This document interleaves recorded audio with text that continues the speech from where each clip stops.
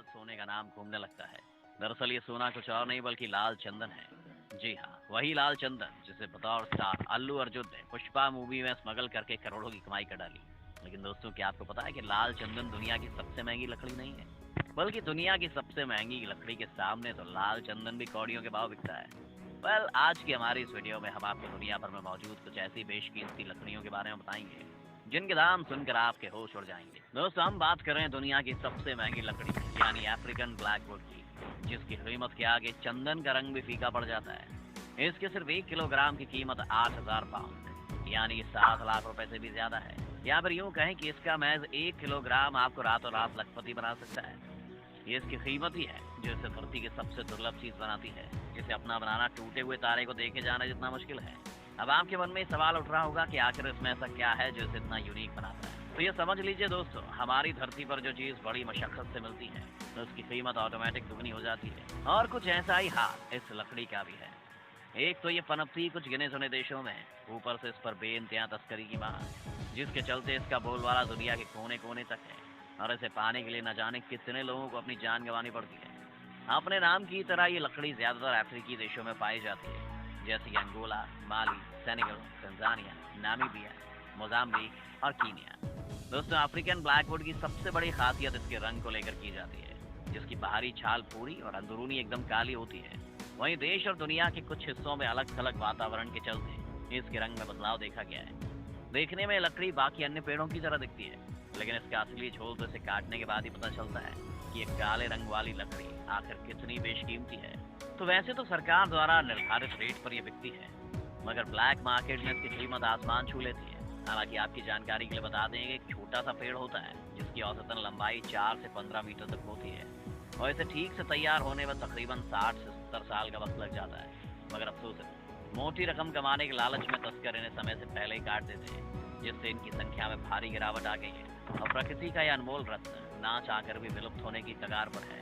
मंजर कुछ ऐसा है कि अब ये लकड़ी IUCN यानी कि international union for conservation of nature की रेड लिस्ट की श्रेणी में शामिल हो गई है, जो कि इसके विलुप्त होने का अहम कारण है। वैसे दोस्तों, इसका एक और कारण अफ्रीकी मुल्क की सरकारें भी हैं, जो अफ्रीकन ब्लैकवुड को सरकारी संपत्ति समझकर अपना हक जताती हैं और कुछ चुनिंदा किसानों को ही इसे उगाने का मौका देती हैं। अब आप ही बताइए दोस्तों, एक तो आर्थिक मंदी से जूझ रहा गरीब देश, ऊपर से सरकार द्वारा इस पर लगाए गए रिस्ट्रिक्शन से आखिर यहाँ के लोग अपना भूखा पेट भरने के लिए इसकी तस्करी ना करें तो क्या करें।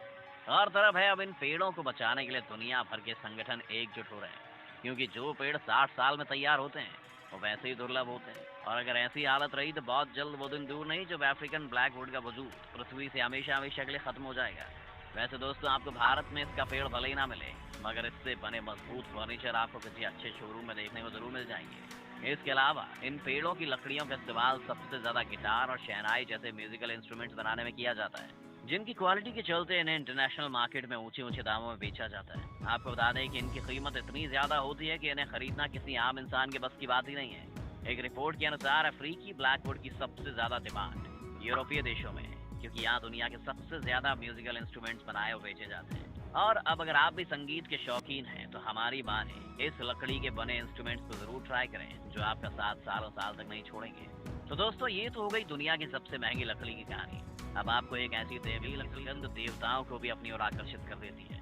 दोस्तों, हम बात कर रहे हैं एक्विलारिया के पेड़ों से मिलने वाली सुप्रसिद्ध अगरवुड या फिर ईगलवुड की। चीन, जापान जैसे साउथ एशियन देशों में पाई जाने वाली ये बेशकीमती लकड़ी दरअसल एक सुगंधित लकड़ी होती है, जिसका इस्तेमाल अगरबत्ती, इत्र आदि जैसी तमाम सुगंधित सामग्रियों को बनाने के लिए किया जाता है। माना जाता है कि इसकी धूप की सुगंध की बराबरी दुनिया का कोई सेंट नहीं कर सकता। इसका जरा सा धुआं एक बंद कमरे को भी 5 से 6 घंटे तक महका सकता है। यहाँ तक कि कुछ मिडिल ईस्ट देशों में तो इसे ईश्वरीय स्मरण के दौरान बतौर अगरबत्ती यूज किया जाता है। उनका मानना है कि अगरवुड की सुगंध देवी देवताओं का भी मन मोह लेती है, इसलिए इसे देवी लकड़ी यानी कि वुड ऑफ गॉड्स भी कहा जाता है। अगरवुड की लकड़ी की तरह इससे निकाले गए तेल यानी कि वुड ऑयल की ग्लोबल मार्केट में उम्दा डिमांड है, जिसकी कीमत 50 से 80 हजार डॉलर प्रति लीटर होती है। और इसी वजह से व्यापारी जगत में इसे लिक्विड गोल्ड का भी नाम दिया गया है। इसी के साथ पश्चिमी देशों में भी इसकी लोकप्रियता काफी तेजी से बढ़ रही है और कई इंटरनेशनल ब्रांड इससे बने सेंट और परफ्यूम को बेचकर अरबों का मुनाफा कमा रहे हैं। आपकी जानकारी के लिए बता दें कि अगरवुड कोई पेड़ नहीं है, बल्कि एक्वालेरिया मेलासेंसी नामक इस पेड़ में होने वाली खास तरह की प्रक्रिया के बाद तैयार होने वाला सड़ी गली लकड़ियों का बुरादा है।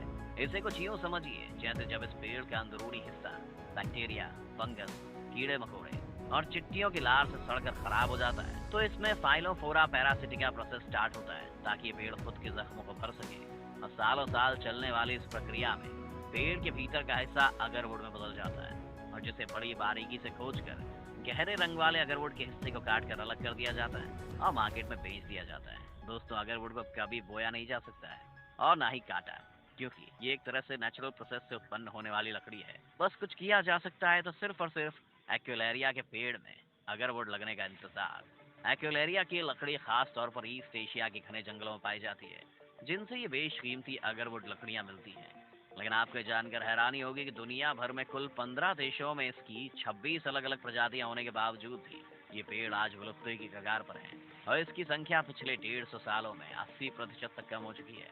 बाकी बचे 20% में से नाम मात्र फंगल इन्फेक्शन होने का दावा किया जाता है। इन दुर्लभ पेड़ों के अति दुर्लभ होने का कारण इसके समय से पहले की गई कटाई और धड़ल्ले से हो रही तस्करी भी है, जिससे आलम यह आ गया है कि अब तो एक्वेलारिया की कुछ ही गिनी चुनी नस्लें जिंदा बची हैं, जिन्हें जंगल में ढूंढना अब और भी मुश्किल हो गया है। इस दुर्लभ पेड़ पर मंडरा रहे खतरे के चलते कई अंतर्राष्ट्रीय संस्थाओं ने इसे बचाने का बीड़ा उठाया है, जिनमें एशियन प्लांटेशन कैपिटल कंपनी बेहद चर्चित नाम है, जो एक्वेलारिया के पेड़ की नस्लों को बचाने के लिए न सिर्फ इनके व्यापार में तेजी ला रही है, जबकि मिडिल ईस्ट की हांगकांग जैसे तमाम देशों में प्लांटेशन के काम में हाथ